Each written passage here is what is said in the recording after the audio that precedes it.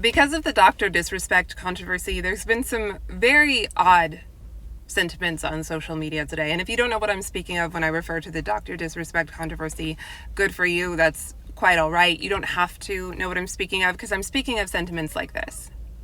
And the answer to this is actually a resounding 100% big fat no. And the reason for that is that the slippery slope is real. So if we start saying things like, we understand that federally and in most states, the age of consent is 18. In some states, yes, it's 16. But if we start to say things like, age of consent is 18 federally, but there's this gray area, 16, 17, it's not really being predatory, they're not really a child, I promise you that in 10 years, we'll be at 13. 100%. The slippery slope is real, because really, if you're saying there's this gray area between that starts at 16, okay, well, what's the difference between 15 and 16? Nothing magical happens on your 16th birthday to where you suddenly have this profound maturity or awareness or ability to make these adult decisions. So why not 15? And then, okay, well, what's the difference between 15 and 14? Nothing really. Hell, why not 13? They're still a teenager, right? I mean, let's say teenagers. There's a gray area when they're teenagers. That is where we will get to. We'll get to a point where we say, well, as long as they've hit puberty. And for some girls, that is 10, 11, 12, 13 years old. The slippery slope is 100% real. And I know that conservatives know this because we are living in it and we talk about it all the time. Look at where we started with gay marriage about 10 years ago, and then look at where we are today. And it brings me no joy to say this. I'm not looking to take away anybody's rights. I was a huge proponent of gay marriage when this was a national conversation and a conversation in California. And I understand that a lot of gay people are pushing against this trans craziness. But let's call a spade a spade. Let's be intellectually honest. When we universalized and legalized gay marriage, the implicit message was that the union between a man and a man, or a woman and a woman, was every bit as valid as the union, a marriage, between a woman and a man. And the implicit message there, whether you like it or not, whether you realize it or not, is that men and women are in fact interchangeable. That is the message that we got. That a woman doesn't actually bring anything separate from, unique from, different from, complementary to a man, or vice versa. That you don't actually need a woman and a man, let alone to create life, but to create a marriage, to create a home, to create children, to love those children. It's not really necessary. A dad and a dad is just as good. A mom and a mom is just as good. You just really need two people who love each other and love the kid. That's it. The message there is men and women are interchangeable. Men and women are not working in tandem. They're not complementary. They're not utterly necessary to one another. There are other things that are just as good as a man and a woman. And then look at where we are 10 years later. We live in a world where men and women are literally interchangeable, where a man can become a woman because he feels like it, where a woman can become a man because she feels like it, where we're all just the same spirits kind of thrown into random meat suits, and oopsie daisy, you might have been thrown into the wrong meat suit. We live in a world where men and women are seen as interchangeable, where no one knows what a woman is. And I don't just mean saying adult, human, female, but what I mean is, and a lot of conservatives wouldn't even be able to verbalize this to you, what is a woman unique from a man?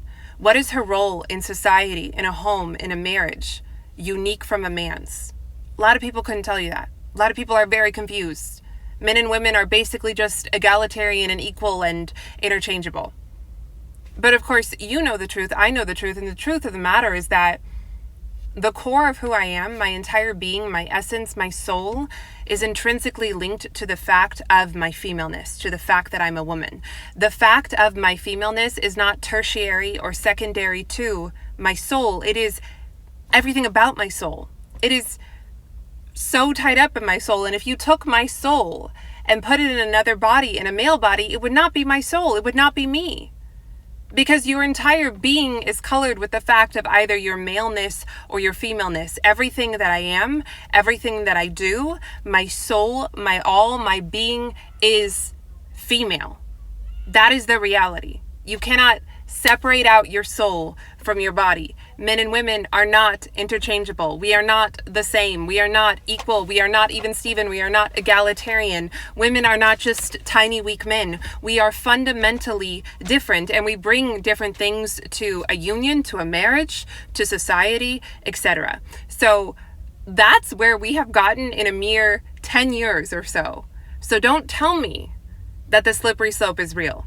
That something starts out with good intentions, maybe saying, hey, we just want equal rights. We just want to recognize this. We just want our freedom, blah, blah, blah. And then here we are 10 years later. So if you go down this path of, well, there's this gray area between 16 and 18, I promise you it will lead nowhere good. And of course, we all know that 18 being the age of consent federally and in most of the states, we understand that's arbitrary. Of course it's arbitrary. But we live in a society and legally we have to draw the line somewhere, and the line is 18. But it is arbitrary because your brain doesn't fully develop until 25. So the answer to me saying and to you recognizing, hey, that's an arbitrary number, your solution to that should not be, so let's go lower. The solution, if anything, should be, so let's go higher. So let's get a little closer to 25. Let's go to 20. I mean, that should really be the solution here if we do anything. Because frankly, yeah, 18 is arbitrary. Your brain's not fully developed.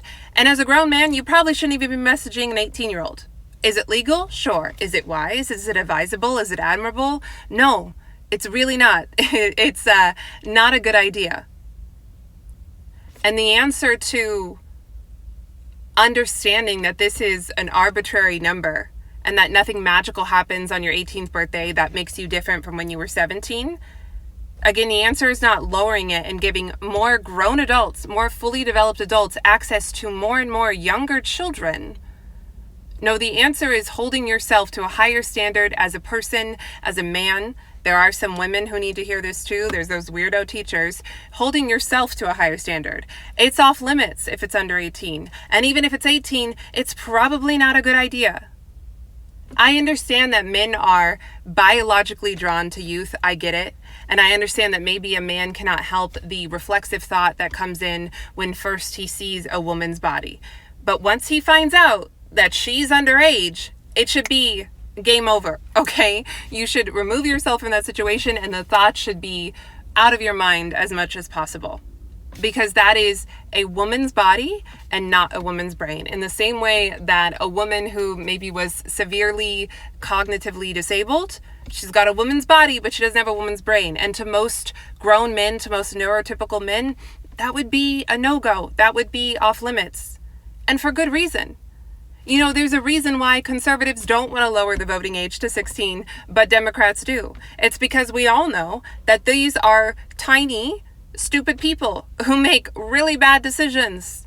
These are not adults. They do not make informed decisions, and they can't consent to a lot of things. They are not active participants in society. So we understand that.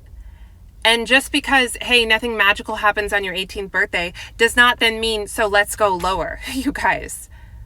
And I understand that, oh, we used to do things a certain way. Certain cultures do things a certain way. We used to get married at 14. My grandma met my grandpa at 16. Whatever it is you want to tell me, it doesn't matter.